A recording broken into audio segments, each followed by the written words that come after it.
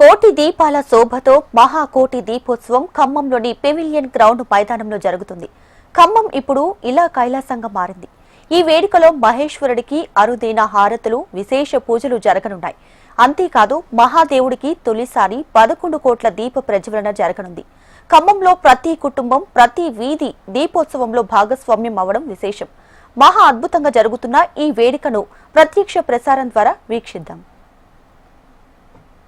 2 months బ్యాకే నేను మహాకోటి అంటే ఎన్ని కోట్లు అవుతుందో కూడా నాకు తెలియదు, కానీ చాలా ఇంత పెద్ద వత్తి కావాలి అని చెప్పి వత్తులు చేసే వాళ్ళ దగ్గర ఆర్డర్ పెట్టి 2 months బ్యాక్ నేను చేయించుకున్నా. తర్వాత ఈ సంకల్పాన్ని నేను ఎప్పుడు చేయాలి అని అనిపించింది. తర్వాత లాస్ట్ మంత్ ఒకసారి అనుకున్నా, నాకు అనిపించిన వెంటనే పదే పదే అనిపించింది అది ఎక్కువ రోజులు ఆగదు, నేను చేసేస్తాను ఆ పూజ. అది ఎందుకు అవుతుంది, ఎలా అవుతుంది కూడా నాకు తెలియదు, కానీ నేను చేసేస్తా.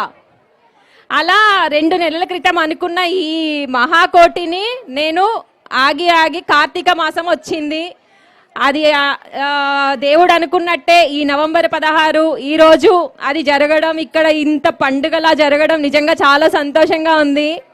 నేను చాలా మాట్లాడాలనుకున్నా, మీ అందరినీ చూస్తే ఏం మాట్లాడాలో కూడా అర్థం కావట్లేదు. నిజంగా ఇంతమంది భక్తులు ఇక్కడికి రావడం నిజంగా శివయ్య అనుగ్రహం, అది శివయ్య ఆశీర్వాదంతోనే ఇదంతా జరుగుతుంది. నా సంకల్ప బలం చాలా గొప్పది, ఎందుకంటే కొత్తగా వస్తాయి, మంచి పూజలు చేస్తూ ఉంటాను. మీరందరూ చూస్తున్నారు కదా, అవునా? చాలా సంతోషంగా ఉంది. శివయ్య అనుగ్రహం ఎలా ఉంటుందంటే శివయ్య మాటగా కాదు, ఇది శివయ్య శాసనం. నేను చెయ్యాలి అనేది శివ శాసనం అయింది. ఇంకా ఇంతకు మించిన పెద్ద పదం ఏదైనా ఉందంటే నాకు తెలియదు. అనుగ్రహం, ఆశీర్వాదం అని అనుకునే వాళ్ళం. నేను ఇక్కడ ఏం చేయాలన్నా శివ శాసనం, నేను చెయ్యాలి అంతే. ఆయన చెప్తాడు, నేను ఇక్కడ చెయ్యాలి. అది ఇన్ని రోజుల తర్వాత నాకు అర్థమైంది. చేస్తున్న ప్రతి పూజలో కూడా కొత్తదనం, కొత్త అనుభవాలు మీ అందరికీ చూపిస్తూనే ఉన్నాను. నాకు ఇలా అనిపిస్తుంది, నేను ఇలా చేస్తాను అని చెప్పి ప్రతి వీడియోలో కూడా మీకు చూపిస్తూ ఉంటాను. ఈరోజు ఈ మహాకోటి అనేది నేను చేద్దాం అనుకున్నా, నార్మల్గా అనుకున్నది కాస్త ఇక్కడ HMTV వాళ్ళ ఆధ్వర్యంలో వాళ్ళు నేను కలిసి ఇంత పెద్ద మహోత్సవం అవుతుందని మాత్రం నేను ఊహించలేదు. ఇప్పుడే చెప్పా కదా శివ శాసనం అని, అదే అనుకుంటా ఇది. అసలు ఎంత ఎగ్జైట్ అవుతున్నా అంటే నాకు కన్నీళ్ళు కూడా వస్తున్నాయి. అసలు నాకు ఎంట్రీలోనే అంత మంచిగా రిసీవ్ చేసుకొని మన ఖమ్మం వాళ్ళు ఇంతమంది అభిమానులు నాకు ఉన్నారు అంటే చాలా హ్యాపీగా ఫీల్ అవుతున్నాను నేను.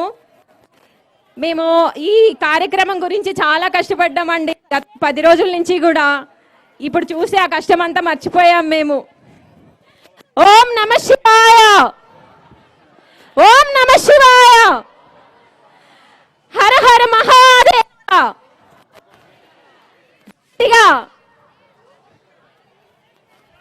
ఇంకా చాలా గట్టిగా చెప్పాలి అందరూ. ఓం నమ శివాయ. ఇక్కడ ఈ మహోత్సవంలో పాల్గొనడం మీ అందరికీ సంతోషంగా ఉంది కదా. ఫస్ట్ టైం మన తెలంగాణలో మహాకోటి ఉత్సవం జరుగుతుంది. అక్కడ చూశారు కదా, ఎదురు చూస్తున్నాడు శివయ్య.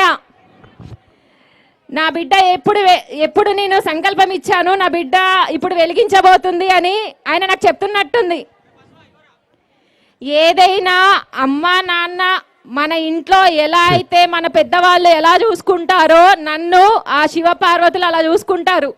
అది నా సొంత అనుభవాలు చాలా ఉన్నాయి. అది చెప్తే ఒక్క రోజులోనో ఒక్క మాటలోనో నేను చెప్పలేను, మీకు అర్థం కూడా కాదు.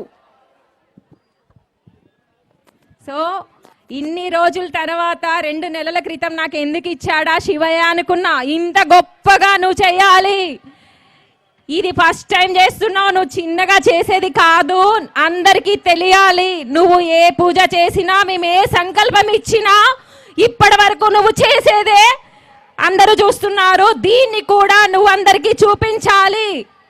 నేను ఇచ్చిన సంకల్పం నేనున్నాను అని అందరికీ తెలియాలి. అదే ఇప్పుడు ఇక్కడ ఈ ప్రశాంతి. ఇక్కడ నా గురించి నేను నిలబడలేదు, నా గురించి చెప్పుకోవడానికి నేను ఇక్కడ లేను. దైవం ఎట్లుంటది, దైవ బలం ఎలా ఉంటది, అది ప్రశాంతి. సంకల్ప బలం ఎలా ఉంటది అదే ప్రశాంతి. కష్టం ఎలా ఉంటుందో కూడా నేను పడుతూ కొత్త కొత్త పూజలు చేస్తూ దేవుడిచ్చిన అనుగ్రహంతో ముందుకు నడుస్తుంది ఈ ప్రశాంతి. సమాజంలో ఈ రోజుల్లో ఎలా ఉందో మీ అందరికీ తెలుసు. కానీ ఒక అమ్మాయి తన సంతోషాన్ని కూడా సాక్రిఫైస్ చేసి చాలా విషయాల్లో దైవంలోనే ఎక్కువ ఉంటూ తనని చూసి నేర్చుకోవాలి.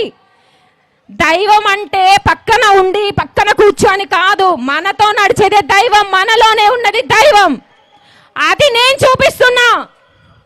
మారాలి అంటే నాకు ఒక పాట గుర్తొస్తుంది, చిన్న ముక్క, అది మీకు చెప్తా.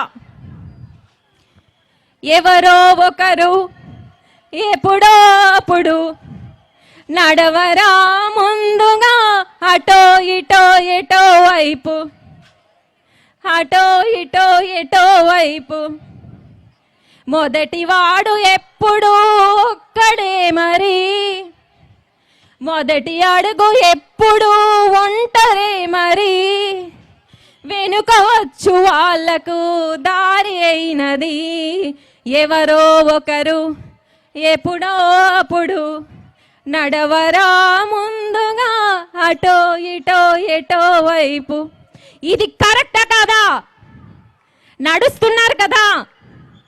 ఈరోజు ప్రశాంతి చాలా సంవత్సరాలుగా పూజలు చేస్తుంది. ఇంట్లో మొదలైంది, వీధిలో తెలిసింది, ఊరు తెలిసింది, జిల్లా తెలిసింది, జిల్లాలు వెళ్ళింది, స్టేట్స్కి వెళ్ళింది.